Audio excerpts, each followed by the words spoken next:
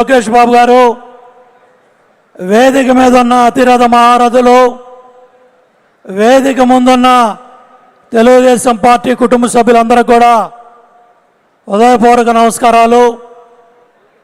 ఉమ్మడి ఆంధ్రప్రదేశ్లో రైతు పోరుబాటలో 3280 కిలోమీటర్లో పాదయాత్ర చేసి రైతుల గిట్టుబాటు ధర, రైతుల సమస్యలకి పరిష్కారం కావాలని నారా చంద్రబాబు నాయుడు గారు ఉభయ రాష్ట్రాల్లో అన్ని జిల్లాల్లో కూడా పాదయాత్ర చేస్తూ 2013లో 2014లో పార్టీని అధికారంలో తీసుకొచ్చారు. దగ్గర 5 సంవత్సరాలు అగ్రికల్చర్, ఇరిగేషన్ రెండు కళ్ళుగా ఇరిగేషన్ రంగంలో 72,000 కోట్లు ఖర్చు పెట్టి రైతుకి నీళ్ళు ఇవ్వాలి. రైతుకి గ్యారంటీగా నీళ్ళు ఇస్తే దిగుబడులు వస్తాయి, సకాలంలో నీళ్ళు ఇస్తే పంటలు పండుతాయని ఆ విధంగా 5 సంవత్సరాలు వ్యవసాయ రంగాన్ని, ఇరిగేషన్ రంగాన్ని ముందు పరిగెత్తిస్తే 5 సంవత్సరాలు జగన్ రెడ్డి పరిపాలనలో గండికోటలో 15 నుంచి 20 టీఎంసీ నీళ్లుంటే ఒక్క ఎకరానికి కొత్తగా ఆయకట్టుకి నీళ్ళు ఇవ్వలేని జగన్ రెడ్డి రైతు గురించి మాట్లాడే అర్హత నీకుందా అని కడప గడ్డ మీద నిన్ను ప్రశ్నిస్తా ఉన్నా. రైతు గురించి మాట్లాడే నైతిక అర్హత నీకుందా? మిర్చి రైతు దగ్గరికి వెళ్ళి శోకాలు పెట్టావు. చంద్రబాబు నాయుడు గారు రామ్మోహన్ నాయుడిని, చంద్రశేఖర్ని, మంత్రులందరినీ కూడా తీసుకెళ్ళి కేంద్ర వ్యవసాయ శాఖ మంత్రి దగ్గర మిర్చి రైతుకి రేట్ వచ్చే వరకు కూడా అన్ని చర్యలు తీసుకున్నారు.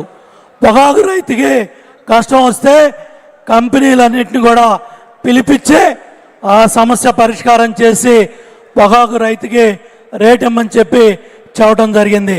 దగ్గర రైతు బడ్జెట్ ప్రవేశపెట్టి 48,000 కోట్లు ఖర్చు పెట్టి సాంకేతిక పరిజ్ఞానంతో రైతులకి డ్రోన్ టెక్నాలజీ కావచ్చు, ఆర్టిఫిషియల్ ఇంటెలిజెన్స్ కావచ్చు, నకిలీ విత్తనాలు లేకుండా రైతు ఖర్చు తగ్గించాలి. పెట్టుబడులు ఎక్కువైపోయాయి. ఇటు పత్తి కావచ్చు, మిర్చి కావచ్చు, చాలా పెద్ద ఎత్తున రైతుల పెట్టుబడులు బాగా పెరిగిపోయాయి.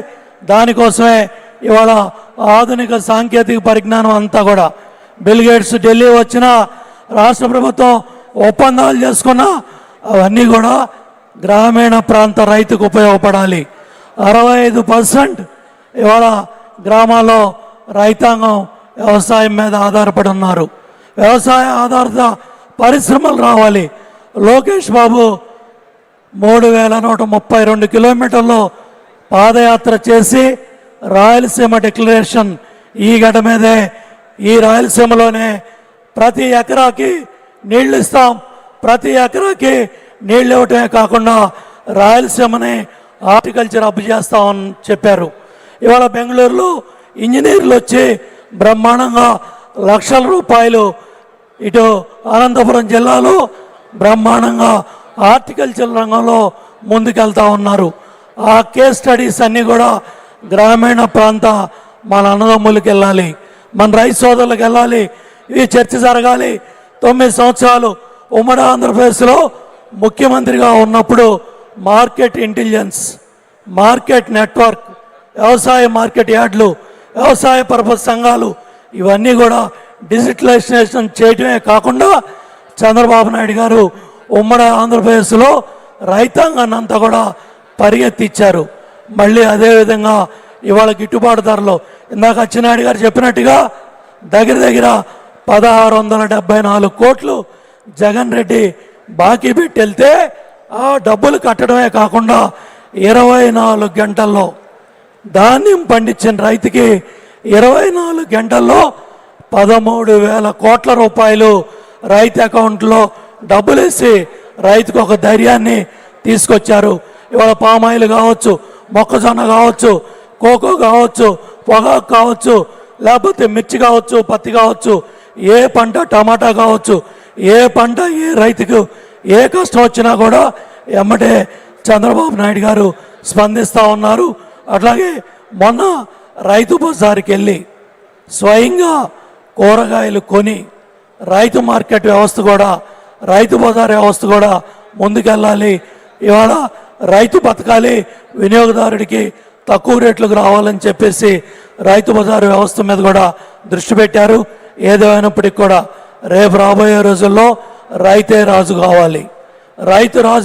రైతు బాగుంటేనే రాజ్యం బాగుంటుంది అని నమ్మే వ్యక్తి చంద్రబాబు నాయుడు గారు.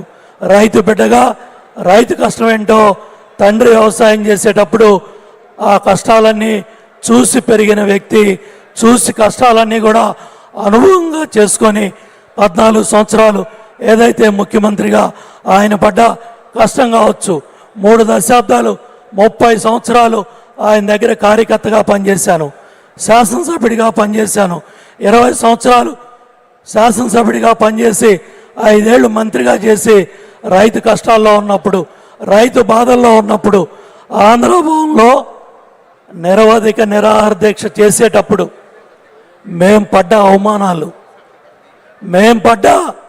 అవమానాలు కావచ్చు, ఆ రోజు లాఠీ దెబ్బలు కావచ్చు.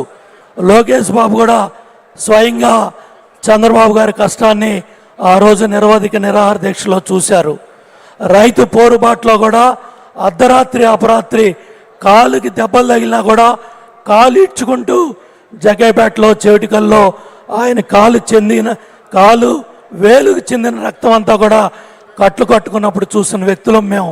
కాబట్టి తప్పకుండా రేపు రాబోయే రోజుల్లో ఏదైతే ఈ సంవత్సర కాలంలో రైతు జగన్మోహన్ రెడ్డి చేసిన విధ్వంసాన్ని సరిదిద్ది ఈరోజు చంద్రబాబు నాయుడు గారు రైతు కష్టాలు లేకుండా రేపు రాబోయే రోజుల్లో పోలవరం, బనకచర్ల పూర్తి చేసి ఏ విధంగా పట్టిసీమ ద్వారా కృష్ణా డెల్టాని బతికిచ్చారో, మచ్చుమర్రి ద్వారా రాయలసీమను బతికిచ్చారో, అదేవిధంగా పోలవరం, బనకచర్ల ద్వారా గోదావరి జలాలు కూడా రాయలసీమ ప్రాంతానికి వస్తాయి. గోదావరి జలాలు కూడా ఆంధ్ర రాష్ట్రం అంతా కూడా తీసుకెళ్లాలనే పట్టుదలతో, సంకల్పంతో చంద్రబాబు నాయుడు గారు చేస్తూ ఉన్న కష్టానికి గట్టిగా గట్టిగా జై చంద్రబాబు, జై చంద్రబాబు, జై చంద్రబాబు, జోహార్ ఎన్టీఆర్.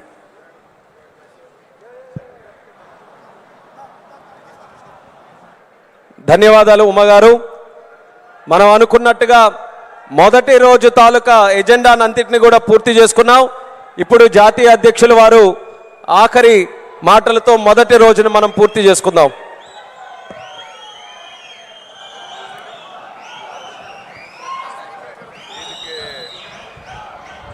ఫినిష్ చేసాడు అనుకున్నా.